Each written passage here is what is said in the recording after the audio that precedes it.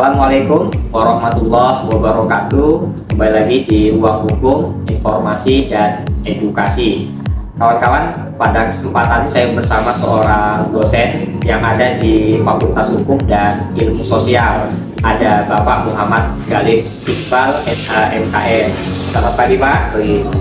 Kawan-kawan, kita akan bincang-bincang tentang menjadi seorang PPAT dan notaris. Nanti akan dijelaskan nih oleh Bapak Iqbal bagaimana cara menjadi seorang notaris ya dan PPAT itu.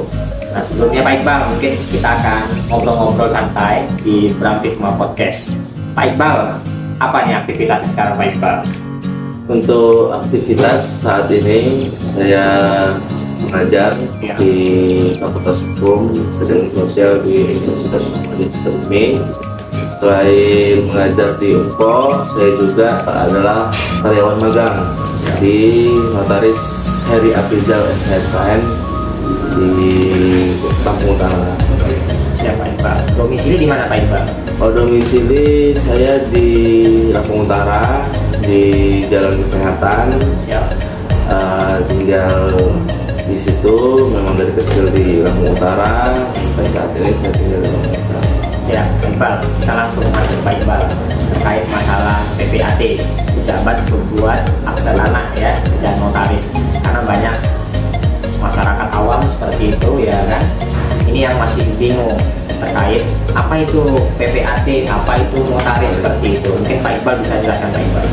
Ya, notaris dan PPAT itu memang kalau di masyarakat umum ya, itu masih sering dipersatukan ya. Artinya kalau saya jelaskan sedikit tentang notaris dan PPAT ya. Kalau notaris ini itu pejabat yang membuat akta autentik perihal masalah perjanjian, kepastian hukum. Itu ranahnya notaris, seperti perjanjian sewa menyewa, terus itu perjanjian kredit dan lain-lain. Itu masih banyak lagi perjanjian. Itu ranahnya notaris. Selain bisa buat akta di notaris itu juga bisa war making, artinya kita bawa surat perjanjian antara dua pihak lalu kita bawa ke notaris untuk dilegalisasi, untuk ditandatangani, untuk diketahui sama notaris. Itu kekuatan hukumnya amat sangat kuat kalau sudah ditandatangani notaris. Nah, itu notaris. Kalau PPAT itu khusus untuk pembuat akte tanah, misalkan akte jual beli tanah, akte hibah, lalu akte APHB. Itu ada 8 macam akte PPAT yang berkaitan dengan tanah. Hanya di masyarakat kita semua yang berkaitan dengan tanah itu nyebutnya notaris. Notaris, kita harus buat akte notaris. Dalam bahasa hukumnya akte tanah itu adalah AJB. AJB itu dibuat oleh, dan juga PPAT ini di bawah naungan mitra kementerian dari ATR BPN. Kalau notaris itu di bawah naungan mitra dengan Menteri Hukum dan HAM. Itu bedanya notaris dan PPAT, lebih kurangnya itu. Oke, siapa Iqbal? Tadi ya kan Pak Iqbal sudah jelaskan terkait masalah notaris dan PPAT ya kan yang dikerjakan seperti itu oleh notaris ya kan. Misalkan tadi terkait masalah perjanjian ya kan, bagus berarti tadi kalau misalkan perjanjian itu dilegis oleh notaris ya, biar ada kekuatan hukum seperti itu.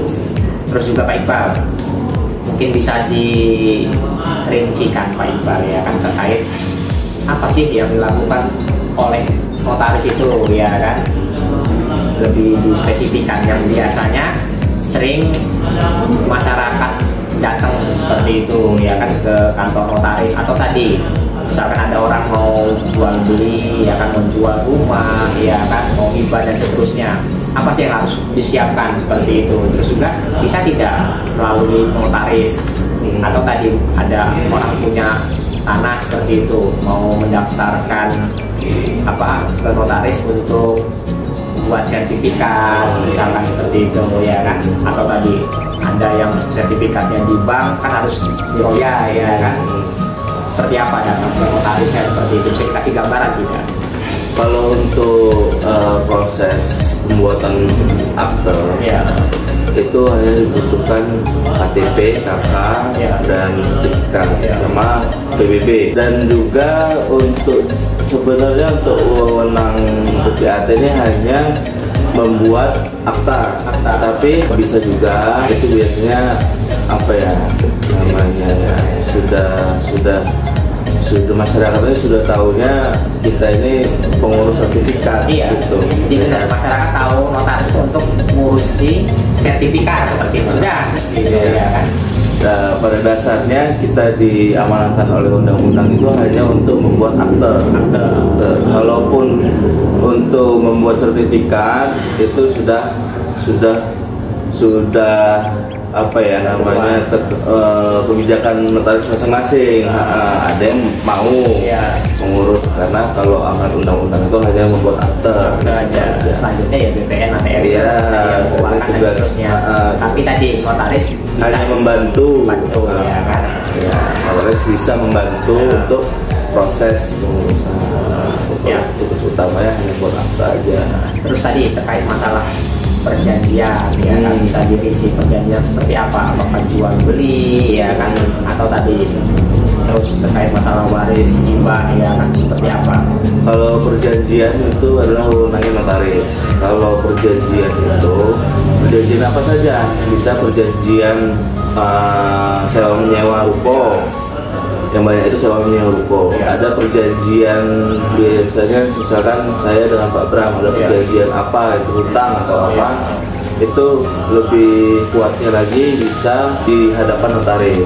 Ada kekuatan hukum itu cukup kuat. Gitu. Kalau untuk apa namanya akte ya, akte itu akte tanah, akte waris itu ke BPAT. Kalau akte tanahnya itu kita jual beli, kan salah satu syarat dari ATM BPN itu adanya AJB, adanya akte jual beli untuk peralihan nama di sertifikat. Nah itu adalah tugasnya BPAT. BPAT menang, BPAT tugas BPAT. Baik Pak, kan banyak nih masyarakat yang membuat atau sebatas CP atau CP ya kan. Nah seperti apa itu Pak Iqbal? Nah, bisa dijelaskan Pak Iqbal? Kalau PT, CV itu ada wewenangnya notaris. Itu aktenya akte notaris. Itu karena hubungannya dengan Menteri Hukum dan HAM. Nanti kita datang ke notaris, kita ajukan nama biasanya, terus kita ajukan struktural PT kita dari komisaris, direktur, dan lain-lain. Terus itu kita ajukan, nanti notaris yang mengajukan ke Kementerian Hukum dan HAM. Itu kalau namanya bisa ACC, kita bayar BPHTB nya, baru bisa kita keluar nama PT kita. Proses PT dan CV. Oke, baik Pak. Terus Pak Iqbal, mungkin banyak yang bertanya juga ya kan, dan melihat video kita. Bagaimana Pak Iqbal untuk bisa menjadi seorang notaris? Nah ini kita kalau mau proses jadi notaris itu harus dari lulusan sarjana hukum, karena banyak apa namanya masyarakat juga mungkin kurang mendengar informasi atau sosialisasi tentang bagaimana cara masyarakat bisa menjadi notaris. Nah, pertama kita harus sarjana hukum. Itu sarjana hukum itu di universitas manapun yang terakreditasi pastinya ya. Itu bisa lulusan dari sarjana hukum. Ketika lulus bukan hanya menjadi advokat seperti Pak Bram, bisa juga menjadi notaris. Itu sarjana hukum ini banyak pilihan jenjang karirnya, luas. Selain jadi pengacara, bisa jadi notaris. Nah, tapi kalau notaris ini setelah dari lulus sarjana hukum, kita harus wajib melanjutkan studi di jurusan Magister Penotariatan. Itu nggak semua universitas ada, hanya beberapa universitas saja yang menyediakan program studi Magister Penotariatan. Nanti setelah lulus Magister Penotariatan, kita daftar dulu di perkumpulan, di organisasi. di PPAT itu ada namanya IPAT, Ikatan Pejabat Pembuat Akta Tanah. Di notaris itu ada namanya ini, Ikatan Notaris Indonesia. Kita daftar itu sebagai ALB. ALB itu adalah anggota luar biasa. Jadi setelah kita menjadi anggota luar biasa, kita lalu dilanjutkan oleh magang. Setelah daftar dari jadi ALB itu kita diwajibkan, kalau di PPAT itu diwajibkan magang 1 tahun. 6 bulan di kantor BPN, 6 bulan di kantor PPAT. Itu nggak boleh barengan, harus sendiri-sendiri, harus masing-masing. Lalu selanjutnya kalau kita proses menjadi notaris di ini tadi, itu magang juga selama 2 tahun. Nah, jadi untuk jadi notaris ini nggak sebentar waktunya, harus menyiapkan waktu yang lama. Lalu setelah magang selesai di IPAT itu tadi 1 tahun, di itu 2 tahun. Setelah itu kita ikut namanya ujian kompetensi. Yang beda, ujian kompetensi PPAT dan ujian kompetensi notaris. Ujian kompetensi PPAT itu ya pastinya masalah-masalah pertanahan, masalah hak milik dan lain-lain, susun dan lain-lain. Nah, kalau notaris ya itu tadi masalah perjanjian, masalah perseroan, civic. Harus banyak belajar masalah PT, CV, kalau memang mau pengen jadi notaris, perjanjian, perjanjian kalau notaris. Kalau PPAT ini ya lingkupnya masalah tanah dan rumah susun. Baik, Pak. Nah, setelah lulus lulus di ujian kompetensi tadi, itu kita mengajukan pengangkatan. Nah, kalau notaris mengajukan pengangkatannya itu di Kementerian Hukum dan HAM, Kemenkumham. Nah, kalau PPAT mengajukannya ke Kementerian ATR BPN. Bedanya, kita bisa aja jadi PPAT aja, bisa aja jadi notaris aja, cuman dibolehkan oleh undang-undang untuk mengambil dua-duanya. Kenapa tidak kita ngambil dua-duanya selagi kesempatan itu ada. Kalau sudah jadi PPAT notaris, kita nggak bisa jadi perangkap jabatan jadi pegawai negeri. ASN nggak boleh lagi. ASN nggak boleh. Terus jadi direktur perusahaan atau komisaris itu nggak boleh. Tapi cuannya banyak ini notaris ini ya. Baik, Pak. Tadi sudah disampaikan ya kan terkait masalah PPAT dan notaris. Nah, di pemerintahan daerah sendiri biasanya kecamatan-kecamatan ada pelang PPAT. Nanti dari pemerintah, khususnya di kecamatan, bisa ya? Untuk di kecamatan itu camatnya bisa menjadi PPAT. Itu namanya PPATS. Artinya PPATS itu adalah pejabat pembuat akte tanah sementara. Jadi nggak bisa selama-lamanya. PPATS itu menandatangani akte. Hanya selama dia menjabat di kecamatan tersebut. Kalau beliau sudah pindah, camat tersebut sudah pindah, itu nggak bisa lagi dia menandatangani akte jual beli itu. Jadi sama dia menjabat sebagai camat, itu juga harus melalui prosedur-prosedur. Ada namanya pelatihan PPAT. Itu biasanya setelah menjalani pelatihan PPAT baru bisa diangkat menjadi PPATS.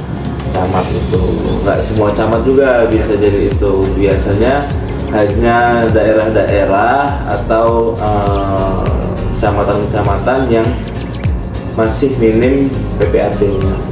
Gitu. Kawan-kawan, jadi di UNKO, Universitas Muhammadiyah Kota Bumi memiliki pusat konsultasi bantuan hukum atau disingkat PKBH. PKBH ini kawan-kawan, ini melayani terkait masalah konsultasi dan bantuan hukum, di mana sudah ditempatkan ya, ada di Fakultas Hukum dan Ilmu Sosial. Di sini ada senior lawyer seperti itu, baik dari pidana, perdata, HTN, ada pengacara, ada notaris seperti itu. Jadi kawan-kawan di sini yang membutuhkan bantuan hukum, jangan ragu-ragu, langsung datang ke UNKO Universitas Muhammadiyah Kota Bumi. Lanjut lagi Pak Iqbal. Kalau mau konsultasi juga boleh. Ya boleh. Nggak hanya kalau sudah terjerat Ya. itu baru datang ke kita, tapi Apa? kalau Sebelumnya kalau bisa, sebelumnya konsultasi dulu. Kalau kita mau ada perbuatan hukum itu sebaiknya konsultasikan dulu, Ya. benar atau tidak. Nah, ada resiko atau tidak. Kalau pidana itu biasanya tentang kesehatan. Kalau perdatannya tentang dua, satunya perbuatan melawan hukum dan yang kedua itu uang prestasi. Ya. Betul kata Pak Iqbal tadi. Sebelum kita mendapatkan akibat ya dari Ya. sesuatu yang kita lakukan atau dari perbuatan dan lain-lain, lebih baik tadi dikonsultasikan dulu Ya, kepada Universitas Muhammadiyah Kota Bumi, kawan-kawan. Oke Pak Iqbal, kalau bicara PPAT notaris sangat banyak sekali ya. Mungkin ada yang mau sampaikan lagi Pak Iqbal terkait masalah PPAT notaris. Ada hal-hal penting seperti itu yang urgent atau mungkin tadi banyak masyarakat awam yang tidak tahu, bisa diberitahu Pak Iqbal. Ya. Apalagi Saya sebagai notaris dan PPAT ini nantinya itu berharap masyarakat Lampung Utara ini 100% melek sertifikat. ya, Artinya apa? Artinya tanah-tanah di Lampung Utara ini yang sudah dimiliki oleh masyarakat itu harus bersertifikat. Karena apa? Karena kalau sudah bersertifikat itu kekuatan hukumnya sudah sangat kuat. Nggak bisa, yang paling tinggi. ya, nggak bisa diserobot oleh orang lain. Ya. Karena banyak sekarang ini kasus-kasus penyerobotan. Kita sudah menempati tanah itu selama puluhan tahun, tiba-tiba datang orang mengakui tanah tersebut. Kita juga nggak bisa membuktikan apa-apa karena kita tidak punya sertifikat. Jadi harapan saya masyarakat ini melek sertifikat. Jadi untuk proses pensertifikatan itu nggak sulit kok. Apalagi sekarang itu udah ada program pemerintah namanya PTSL. Itu bisa diikuti oleh masyarakat. Nah, setelah ikut PTSL itu kan punya sertifikat itu bisa untuk jadi modal juga kalau mau usaha, juga disekolahkan malah. Jadi banyak manfaatnya kalau udah bersertifikat. Harga tanah itu bisa menjadi naik. Terus kita kalau mau transaksi jual beli juga nggak ragu, tenang. Kita juga menempati tanah tersebut tidak was-was, tidak takut untuk diserobot orang. Siap. Oke Pak Iqbal, sudah banyak kita ngobrol terkait masalah PPAT dan notaris. Terakhir Pak Iqbal, bisa mengajak Pak Iqbal untuk adik-adik yang SMA, SMK yang bisa kuliah di UKM Pak Iqbal. Ya, untuk adik-adik yang sekarang kelas 3, karena tahun ini adalah tahun kelulusan kalian, marilah kalau adik-adik itu cita-citanya itu menjadi pengacara, menjadi notaris atau yang lain-lain, adik-adik bisa memilih Fakultas Hukum dan Ilmu Komunikasi di UNPO. Karena apa? Karena di sini Fakultas Hukum dan Ilmu Komunikasi akreditasinya sudah B, sudah baik gitu kan. Jadi artinya teman-teman itu nggak ragu, nanti ketika lulus dari sini teman-teman itu sudah diakui jasanya, jadi bisa melamar kerja di mana saja, bisa menjadi pengacara seperti Pak Bram, bisa menjadi notaris nantinya, bisa menjadi hakim, jaksa dan lain-lain yang berkaitan dengan profesi hukum. Jadi teman-teman, adik-adik gak usah ragu untuk kuliah di Universitas Muhammadiyah Kota Bumi. Siap. Terima kasih Pak Iqbal sudah mau hadir, mau bincang-bincang di Grafik Podcast. Kawan-kawan, nanti kita akan datangkan dan undang para dosen-dosen muda ya yang ada di Universitas Muhammadiyah Kota Bumi. Salam kepastian hukum, kemanfaatan dan keadilan. Fastabiqul khairat. Wassalamualaikum warahmatullahi wabarakatuh.